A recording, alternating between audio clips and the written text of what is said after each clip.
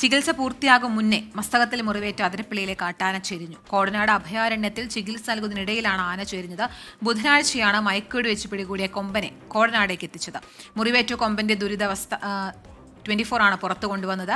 കാട്ടുകൊമ്പനെ രക്ഷപ്പെടുത്താൻ സാധ്യമായതെല്ലാം ചെയ്തെന്ന് വനമന്ത്രി കെ ശശീന്ദ്രൻ പറഞ്ഞു. കൊമ്പനെ രക്ഷപ്പെടുത്താൻ കഴിയുമെന്ന പ്രതീക്ഷ പൊതുവെ ഉണ്ടായതിനിടയിലാണ് നിരാശാജനകവും വേദനാജനകവുമായ ഈ സംഭവം ഉണ്ടായത്.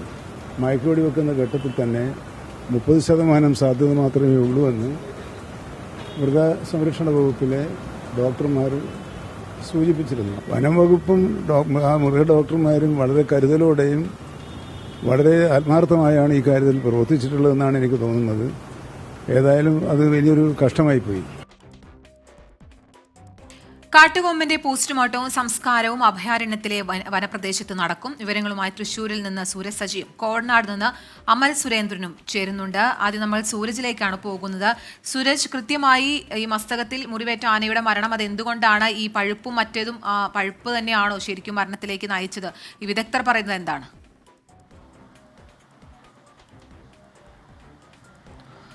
കീർത്തന, ഇത് സംബന്ധിച്ച് പോസ്റ്റ്മോർട്ടം നടപടികൾ പൂർത്തിയായാൽ മാത്രമാണ് ഈ മരണകാരണം സംബന്ധിച്ച് കൂടുതൽ വ്യക്തത വരികയുള്ളൂ. ഹൃദയാഘാതമാണ് മരണത്തിലേക്ക് നയിച്ചതെന്നുള്ളതാണ് പ്രാഥമികമായി വനംവകുപ്പ് വിശദീകരിക്കുന്നത്. പക്ഷേ അത് സ്ഥിരീകരിക്കപ്പെടേണ്ടതുണ്ട്.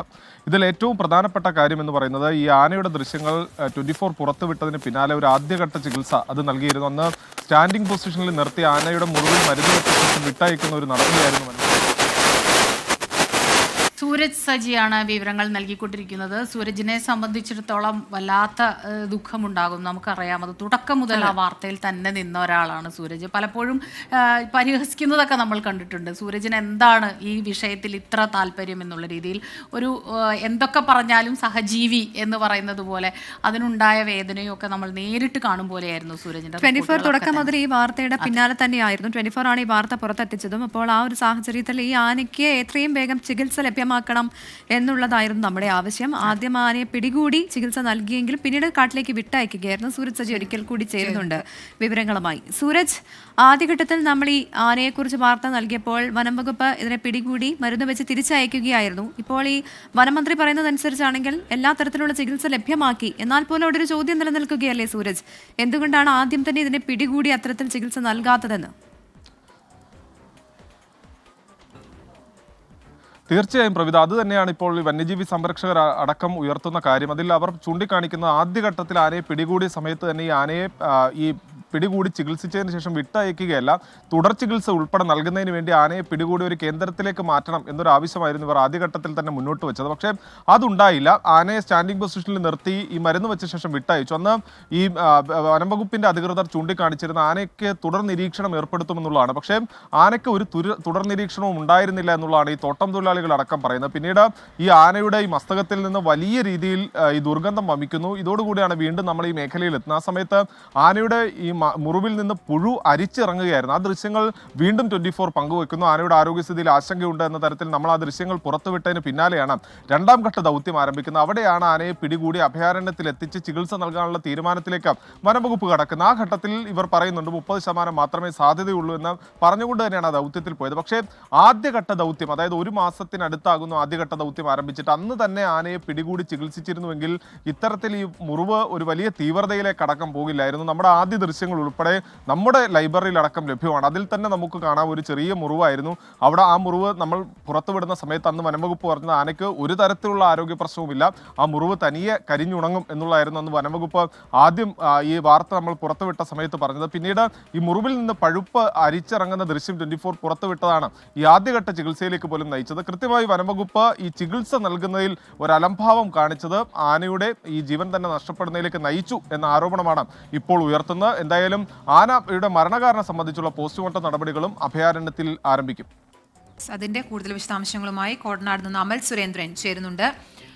അമൽ, ആനയുടെ ജഡം ഈ കൂട്ടിൽ നിന്ന് പുറത്തെടുത്തോ? പോസ്റ്റ്മോർട്ടം നടപടികൾ ആരംഭിച്ചോ ഇതിനകം തന്നെ? അഭയാരണ്യത്തിൽ ഇന്ന് 12 മണിയോട് കൂടിയാണ് ആന ചെരിയുന്ന സാഹചര്യമുണ്ടായത്. ഇതേ തുടർന്ന് അഭയാരണ്യത്തിലേക്ക് മുതിർന്ന വനം വകുപ്പ് ഉദ്യോഗസ്ഥരും ഡോക്ടർ അരുൺ സക്രയുടെ നേതൃത്വത്തിലുള്ള സംഘവും എത്തുന്ന സാഹചര്യമുണ്ടായി. അതോടൊപ്പം തന്നെ ഈ അഭയാരണ്യത്തിന്റെ ഉള്ളിലേക്ക് ആനയെ താമസിപ്പിച്ചിരിക്കുന്ന ആനയ്ക്ക് പ്രത്യേകമായി തയ്യാറാക്കിയിരുന്ന കൂടിന്റെ അടുത്തേക്ക് മാധ്യമപ്രവർത്തകരെയോ മറ്റു നാട്ടുകാരെയോ ഒന്നും കടത്തിവിടുന്ന ഒരു സമീപനം ഇവിടുത്തെ ഉദ്യോഗസ്ഥരുടെ ഭാഗത്തുനിന്നുണ്ടായിരുന്നില്ല. തൊട്ടടുത്തുണ്ടായിരുന്ന മറ്റ് റേഞ്ചുകളിൽ നിന്ന് ഉദ്യോഗസ്ഥരെ കൂടുതലായി ഇവിടേക്ക് എത്തിക്കുകയും നമ്മളെ ഈ ഗേറ്റിൽ തന്നെ തടയുന്ന സാഹചര്യവുമാണുള്ളത്. എന്തായാലും പോസ്റ്റ്മോർട്ടം നടപടികൾ അല്പസമയത്തിനുള്ളിൽ മാത്രമേ നടക്കുകയുള്ളൂ. ഇപ്പോൾ തൃശ്ശൂരിൽ നിന്ന് വിദഗ്ധ സംഘം പോസ്റ്റ്മോർട്ടത്തിന് വേണ്ടി ഡോക്ടർമാരുടെ വിദഗ്ധ സംഘം പോസ്റ്റ്മോർട്ടത്തിന് വേണ്ടിയിട്ട് അഭയാരണ്യത്തിലേക്ക് പുറപ്പെട്ടിട്ടുണ്ട്. 1 മണിക്കൂറിനകം അവർ ഇവിടെ കോടനാട് എത്തിച്ചേരുന്നതാണ്. അതിനുശേഷം മാത്രമേ പോസ്റ്റ്മോർട്ടം നടപടികളുമായി മുന്നോട്ട് പോവുകയുള്ളൂ. ഏതായാലും കൂട് പൊളിച്ചുകൊണ്ട് ഇപ്പോൾ അതിനുവേണ്ടിയുള്ള യന്ത്രസാമഗ്രികളൊക്കെ ഇവിടെ എത്തിച്ചിരുന്നു. കൂട് പൊളിച്ച് ആനയുടെ ജഡം പുറത്തെത്തിച്ചിരിക്കുന്നു എന്ന വിവരമാണ് നമുക്ക് ലഭിക്കുന്നത്. ഏതായാലും ദാരുണമായ ഒരു സംഭവമാണ് ഉണ്ടായത്. ആനയ്ക്ക് ഏതെങ്കിലും തരത്തിൽ ജീവിതത്തിലേക്ക് മടങ്ങി വരാൻ സാധിക്കുമെന്നൊരു പ്രതീക്ഷ പൊതുസമൂഹത്തിനുള്ളിലും ആനപ്രേമികൾക്കിടയിലും മൃഗസ്നേഹികൾക്കിടയിലും എല്ലാം ഉണ്ടായിരുന്നു. ആ പ്രതീക്ഷയാണ് ഇപ്പോൾ വിഫലമായി തീർന്നിരിക്കുന്നത്. വനം വകുപ്പ് മന്ത്രിയുടെ ഭാഗത്തു നിന്നുണ്ടായിരുന്ന പ്രസ്താവന നമ്മൾ അല്പസമയം മുമ്പ് കണ്ടതാണ്. അതിൽ പറയുന്ന പ്രകാരം 30% സാധ്യത മാത്രമേ ആനയുടെ ജീവൻ നിലനിൽക്കാൻ ഉണ്ടായിരുന്നുള്ളൂ എന്ന ഒരു തീർച്ച വനംവകുപ്പിന് ഉണ്ടായിരുന്നു. അങ്ങനെ ഇരിക്കുന്ന സാഹചര്യത്തിൽ തന്നെയാണ് ഇപ്പോൾ ഒരു ആനയുടെ ജീവൻ അപായത്തിലായിരിക്കുന്നത്. എന്താണ് ഈ അപകടത്തിന് കാരണം അല്ലെങ്കിൽ മരണത്തിന് കാരണം എന്ന വിവരം കുറച്ച് മണിക്കൂറുകൾക്ക് ശേഷം പോസ്റ്റ്മോർട്ടത്തിന് ശേഷമേ കൂടുതൽ വ്യക്തമായി മനസ്സിലാക്കാൻ സാധിക്കുകയുള്ളൂ. ഈ കഴിഞ്ഞ ദിവസങ്ങളിലെല്ലാം നമ്മൾ കേട്ടിരുന്നു ആനയുടെ മുറിവിലൂടെയാണ് ആന ശ്വാസം എടുക്കുന്നത് എന്നൊരു വാർത്തകളൊക്കെ വരുന്ന സാഹചര്യം ഉണ്ടായിരുന്നു. അപ്പോൾ ഹൃദയാഘാതമാണോ അല്ലെങ്കിൽ മറ്റെന്തെങ്കിലും കാരണമാണോ ആനയുടെ ജീവൻ അപായപ്പെടുത്തിയതെന്ന് വരും മണിക്കൂറുകളിൽ മനസ്സിലാക്കാൻ സാധിക്കുന്നതായിരിക്കും. കീർത്തന.